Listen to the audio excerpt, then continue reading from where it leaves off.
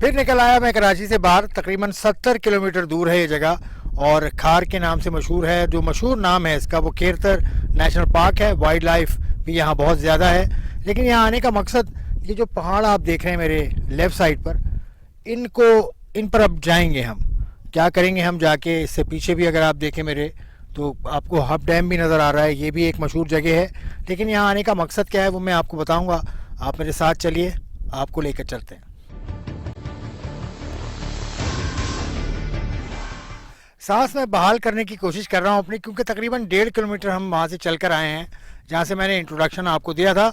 और ये पहाड़ मेरे करीब है लेफ़्ट साइड पर, लेकिन इतना करीब भी नहीं है। इस पहाड़ की तरफ हम जा रहे हैं और वहाँ पर मैं आपको मिलवाऊँगा एक हाइकर से, एक माउंटेनियर से, जो कि पाकिस्तान के मायनाज माउंटेनियर हैं। उनका नाम है असद अली मेमन। उनसे मुलाकात करेंगे और थोड़ी सी हाइकिंग भी करेंगे। थोड़ी सी नहीं बल्कि पूरी इस माउंटेन पे हमने चढ़ना भी है। तो ये आप मेरे साथ रहिए।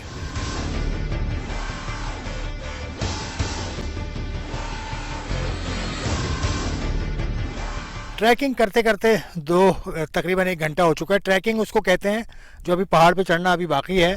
तो मैंने सोचा ये मौका भी अच्छा है, ज़रा आपकी बात कराऊँ मैं असद अली मेमन साहब से, जो इस टूर्नामेंट क्या कहें उसको, क्या कहेंगे असद मेमन साहब, आप करते क्या हैं, अपने बारे में थोड़ा सा बताइए पहले। Sir thank you so much for coming along और thank you so much for giving this sports, specially जिसको हाइकिंग भी आप कह सकते हैं आसान ज़बान में। हाइकिंग बेसिकली जैसे आपने कहा कि सिर्फ नेचर में चलना इज कॉल्ड हाइकिंग। हम रोड पे चलते हैं, अगर आप नेचर में चल रहे हैं तो दैट्स हाइकिंग। हम बेसिकली यहाँ पे ये कर रहे हैं कि मेरा एक गोल है, कहना एक मिशन है कि मैं सिंध में बेसिकली इस तरीके की एक्टिविटीज़ और हाइकिंग स्पोर्ट्स को, क्लाइंबिंग स्पोर्ट्स को प्रमोट कर सकूँ। हमारे पास अनगिनत रिसोर्सेज हैं सिंध में, लोगों को पता ही नहीं। जहाँ पे आप खड़े हैं, आई एम 110% श्योर कि हमारी आधी आबादी जो सिंध की है उनको इनके बारे में नहीं पता। यहाँ पे कितनी अच्छी हाइकिंग, ट्रैकिंग और क्लाइंबिंग का ट्रेनिंग यहाँ पे आप कर सकते हैं। मेरी अभी अलास्का में आने वाली है क्लाइंब मई में, तो उसकी ट्रेनिंग मुझे कहीं ना कहीं करनी है। मैं कराची में बैठ के रनिंग के अलावा कुछ कर नहीं सकता। सो मेरा गोल बेसिकली है कि in order to train I have to go somewhere nature में जहाँ पे हाइकिंग कर सकूँ। So this is a wonderful place, convenient भी है कराची से ऑलमोस्ट 70 किलोमीटर्स, एंड आप यहाँ पे आके and you can do whatever you want. अच्छा सर, कुछ अपने बारे में बताइए, कब से हाइकिंग कर रहे हैं, क्या क्या एजाज़ात आपने जीते हैं? सर मैंने शुरू किया था आज से 6 साल पहले तकरीबन। मैंने 2 साल पहले इसकी ट्रेनिंग हासिल की इस्लामाबाद में, क्योंकि हमारे पास यहाँ पे नहीं है। इस्लामाबाद में वहाँ पे बहुत से क्लब्स हैं जो आपको हाइकिंग, फिर आपकी वर्कशॉप्स होते हैं माउंटेनियरिंग के, फिर आपको बताते हैं कि आइस क्लाइंबिंग का होती है, XYZ जो भी आपकी बुनियादी चीज़ें हैं। देन आई एक्चुअली हैड ये मिशन के यार मैं अभी बेसिकली सारा वो चीज़ें ABC जानता हूँ, सब कुछ जानता हूँ। व्हाई नॉट डू समथिंग जो आज से पहले किसी पाकिस्तानी और किसी एशियन ने नहीं किया। तो मैं बेसिकली उस गोल पे गामजद हूँ जिसको 7 समिट्स और एक्सप्लोरर्स गोल कहते हैं। 7 समिट्स बेसिकली ये होता है कि आपने दुनिया के 7 कॉन्टिनेंट हैं, हर कॉन्टिनेंट की हाईएस्ट पीक को सर करना है। मैंने 2019 में ये मिशन शुरू किया था और 2019 में मैंने यूरोप की हाईएस्ट पीक की थी। I was the youngest Pakistani to do so. फिर 2020 में मैं गया था साउथ अमेरिका की हाईएस्ट पीक सर करने, जो कि अर्जेंटीना में। वहाँ पे भी मैं यंगेस्ट पाकिस्तानी था। अभी हाल ही में 2021 के फरवरी में मैंने अफ्रीका की हाईएस्ट पीक सर की, जो कि किलिमंजारो है, जो कि तंजानिया में है।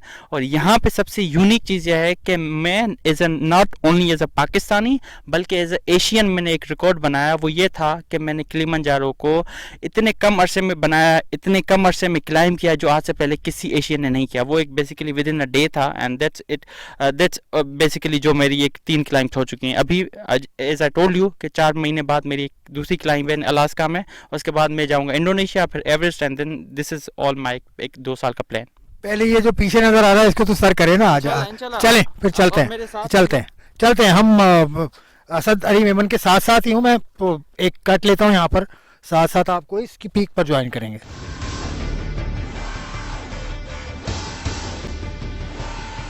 केरथर, उसके बाद ट्रैकिंग के बाद हाइकिंग। मेरी हालत से आपको लग रहा है कि यकीनन को मुशक्क़त का काम किया है। वो दिखाएं ज़रा कहाँ तक हम आ गए हैं चढ़ के। पहले तो ये वो हाइट है जो हम तय कर चुके हैं अपने मोबिन के साथ। असद अली मेमन मेरे साथ मौजूद है। असद अली मेमन, यार क्या करवा दिया यार। सर आई एम ग्लेड के you have met so far almost 80% आपने कर लिया है, बाकी 20% जो है वो तो बिल्कुल सीधा जाना है, almost we on the top and I am so overwhelmed और I am kind of surprise कि आपने यहाँ तक मेरे लिए, मैं तो वो बंदा हूँ जो ट्रेनिंग करता है एंड वो अब सिर्फ यू जस्ट इमेजिन कि कितना रिलैक्सिंग, कितना अच्छा, थोड़ी सी मेहनत है नो डाउट, लेकिन कितना अच्छा व्यू आपको मिल रहा है and कितनी। इस खेल के बारे में कुछ बताइए, महंगा खेल है, किस एज से शुरू करना चाहिए वगैरह? सर महंगा खेल कौन सा नहीं है? क्या क्रिकेट में किट आपको इजीली मिल जाती है? क्या फुटबॉल के जो भी XYZ एसेसरीज हैं क्या वो इजी हैं? ये कहना कि ये इस खेल से महंगी है would not be appropriate thing. हाँ महंगा है लेकिन इजीली अफोर्डेबल है, उसके दूसरे वे आउट्स हैं। कोई आपको ये नहीं कह रहा कि आप इस ब्रांड के चीज़ें लें या उस ब्रांड की चीज़ें लें, वो तो पैसों वाला फैक्टर इज आई थिंक एक एक्सक्यूज है, नॉट अ रियल थिंग।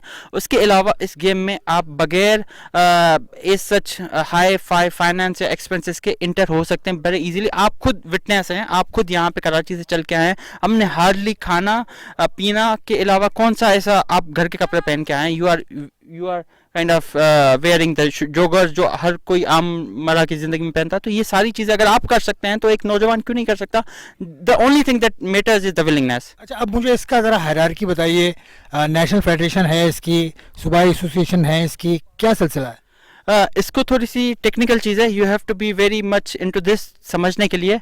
सबसे पहले 18 अमेंडमेंट आई थी ना, मैं बात कर रहा हूँ 18 अमेंडमेंट से पहले होता था अल्पाइन क्लब ऑफ पाकिस्तान, जो ना सिर्फ हमारी गेम माउंटेनियरिंग बल्कि बहुत सी दूसरी विंटर स्पोर्ट्स को भी देखता था एंड अभी भी देखता है। लेकिन 18 अमेंडमेंट के बाद जो सूबे हैं वो खुद मुख्तार हो चुके हैं एंड एवरी सूबे की board is responsible for promoting, highlighting and encouraging इस तरीके के स्पोर्ट्स।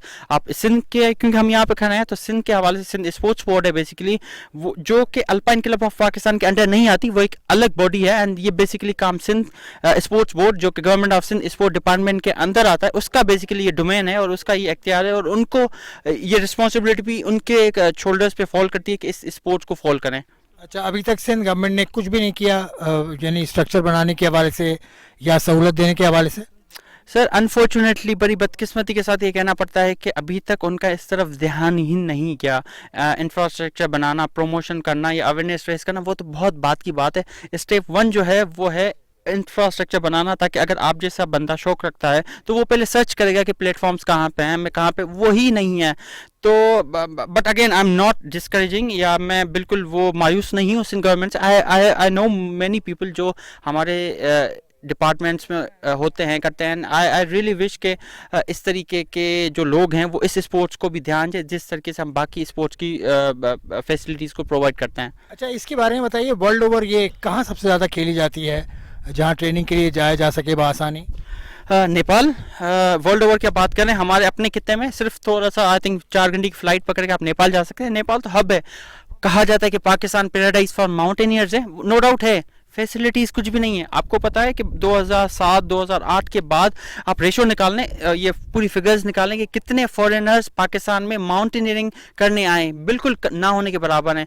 पहले जो आते थे वो बंच ऑफ एक पूरी एक्सपीडिशंस आती थी 60-70-80 मेंबर्स, वो अब नहीं आ रहे। उसकी वजह यह है कि हमारे पास सारी रिसोर्सेज मौजूद हैं, इंफ्रास्ट्रक्चर की कमी है।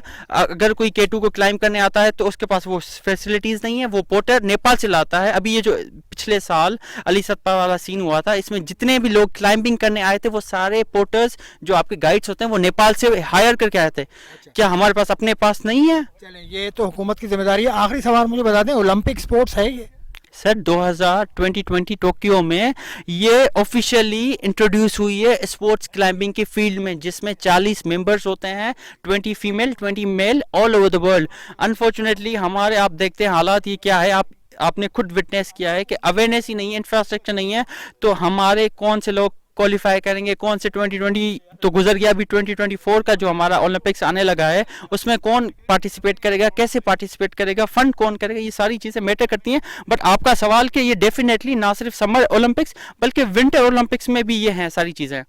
चलें, बहुत बहुत शुक्रिया। असद मेमन हमारे साथ मौजूद थे, क्लाइमर हैं जो कि बहुत अरसे से पाकिस्तान के लिए यकीन करें रिकॉर्ड भी बना चुके हैं। अलास्का में भी इन्होंने रिकॉर्ड बनाया, हाईएस्ट पीक सर की थी। उसके अलावा अफ्रीका तंजानिया में भी इन्होंने हाईएस्ट पीक सर की थी। तो पाकिस्तान की हुकूमत को, ख़ास तौर से सिंध हुकूमत को जो 18 अमेंडमेंट के बाद अब खेलों की जिम्मेदार है, इस तरफ देखना होगा। इतनी खूबसूरत पहाड़ियाँ, इतनी खूबसूरत मनाजिर, यहाँ पर मौजूद हैं कि उन पर तवज्जो देने की ज़रूरत है। स्पोर्ट्स वन के इस प्रोग्राम से मुझे इजाज़त दीजिए। खुदा हाफिज़।